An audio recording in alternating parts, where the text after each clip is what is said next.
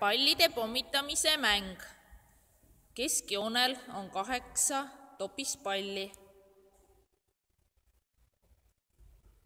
Võistkondadel on käes võrkpallid ja nende ülesanne on nüüd võrkpalliga visata vastu topispalli, et see topispall veereks vastaste joonest üle ehk siis sellest punasest joonest, kus praegu võistkond seisab.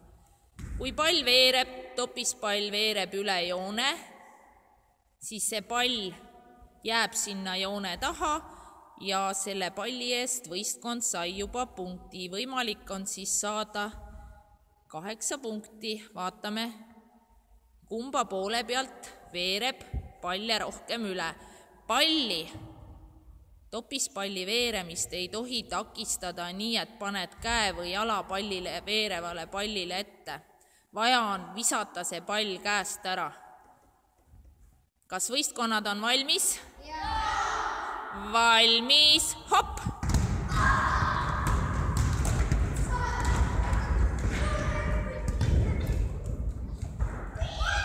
Nii, seal juba veeres 2 palli üle. 1 pall veeres siit poolt üle. Nii, keskelt võid palli ära tuua, aga viskama pead minema kiiresti enda joone taha. Nii, tuli üle.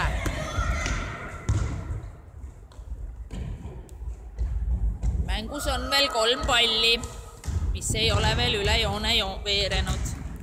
Ja tuli üle. Mängus on veel 2 palli.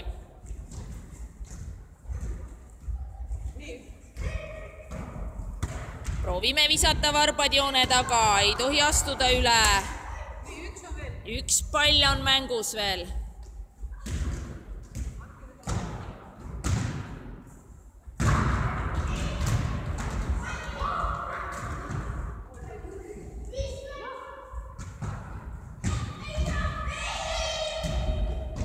Ja läks üle.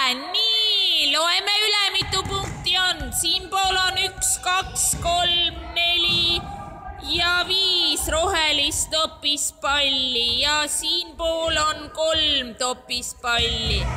Järelikult võitis see võistkond siin.